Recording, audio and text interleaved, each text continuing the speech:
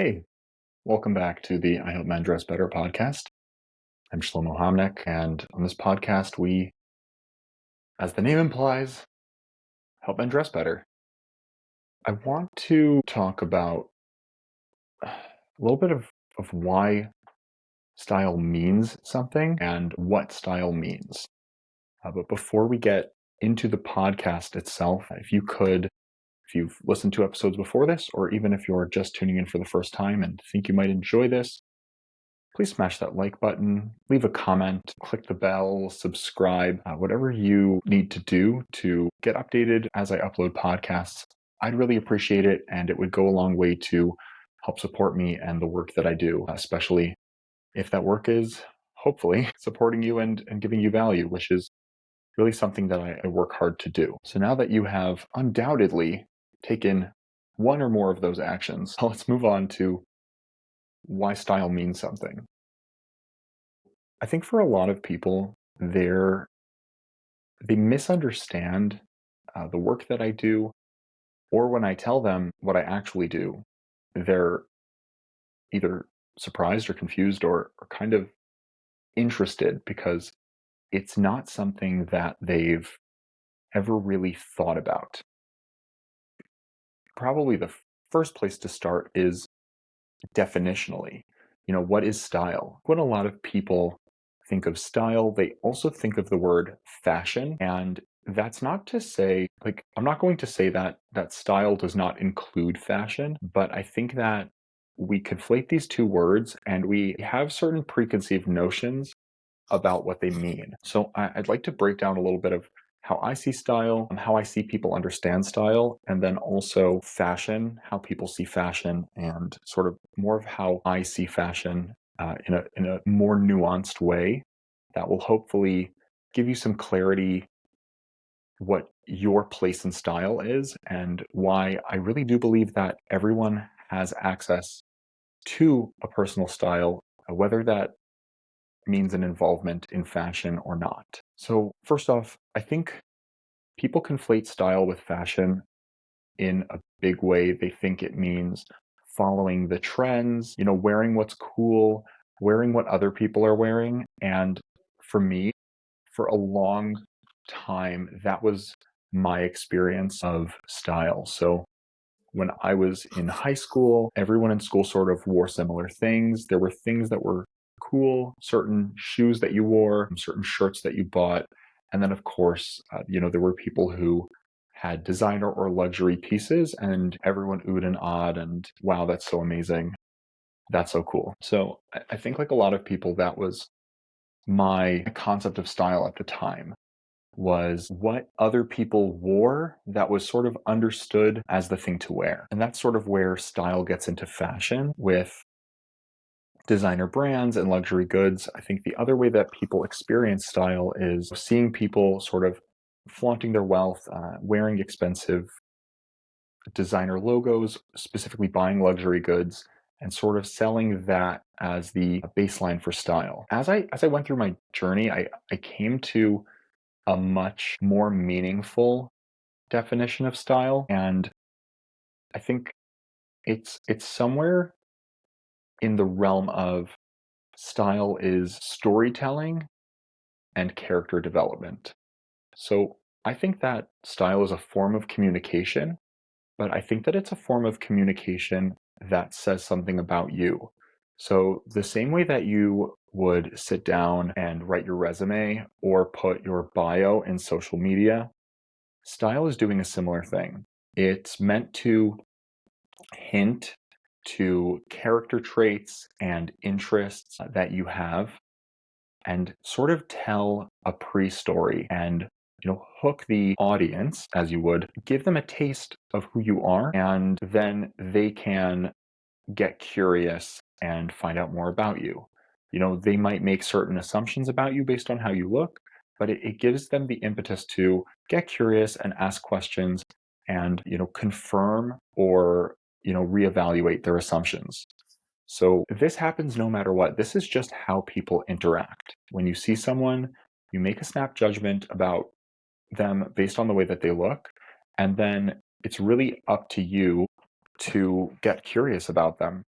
And I think that when you present yourself more succinctly, you're going to have more opportunities for people to be curious about you and also for them to express that curiosity in a more articulate way, in a less judgmental way.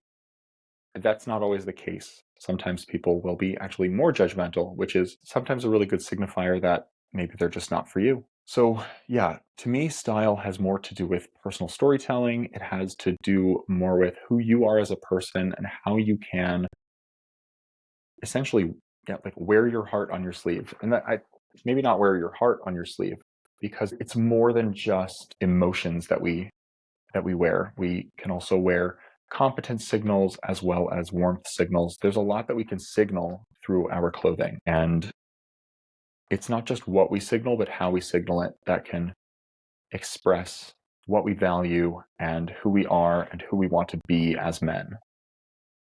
On the flip side, fashion, I think, has a few ways that it's misunderstood. And I think this is because fashion is actually a number of different things. So I used to see fashion as, designer brands, expensive goods that you could wear to, they were cool.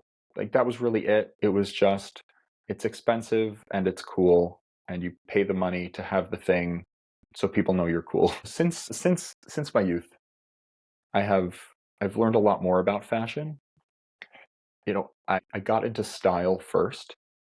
And from there, I got interested in fashion. And I used to be one of those people who would kind of laugh at runway shows and be like, this is so ridiculous. Like, that's not style. Like, nobody wears that. Nobody cares about that. But as I learned more about specific designers and fashion as an industry, I realized that I had been approaching fashion all wrong and that it was actually a little bit deeper than it seemed on the surface. So I would I would separate fashion into three distinct categories. There may be more, but these are sort of the three that I look at. So I look at it as there's the art, and I include innovation in art. So art and innovation, wealth signaling, and luxury. And I separate wealth signaling and luxury because I really do believe that they are separate components. So the art and innovation side, a lot of the pieces that you see on the runway that are very weird or odd or get a lot of attention, some of it is just marketing. That's the truth. Some of it is just to get designers put into the paper and talked about and get them publicity.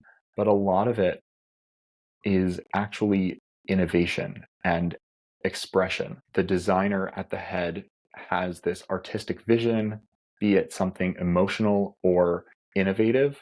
So there's something they're looking to express, there's something they're looking to show the world, and they are doing that through this craft. So sometimes you will see a piece that's very avant garde. It's very, I wouldn't say ahead of its time, but its purpose is not to be the final product. Its purpose is to do something that's never been done before so that other people can come along and take the technique that didn't exist until now and apply it in more practical ways. Pretty much every detail and every function of our clothing at some point was avant garde. It was experimental. And in a lot of cases, it was presented in a way that was very, very out there. And that's what's actually happening in a lot of cases. And that's not to say that every fashion designer is like this. There are definitely a lot who are just going for shock value, and their purpose is just to get that publicity and attention. But there are also a lot of very skilled artisans who their point is to push what is possible to do with fabric to the next level, right? Without innovations like this, we wouldn't have zippers, we wouldn't have, um, even suiting, the ability to reinforce your garments that you can give them shape. Like those sorts of innovations and how we apply them, those trickled down from more daring and out there ideas. Then, of course, there's wealth signaling. I think we're all familiar with wealth signaling. This is what brands put out in order to allow people to signal their status or what they can afford. I think a lot of wealth signaling ends up like, to me, the way that I see wealth signaling is either people who don't have means trying to signal that they do, or people who have some means, but they're very insecure. I'm not saying that is the case with 100% of people who wear logos and branding, but that is the sort of social hierarchy that I see them taking place in. Of course, I know a lot of people who are wonderful, and I wouldn't describe them as particularly insecure who do wear designer brands.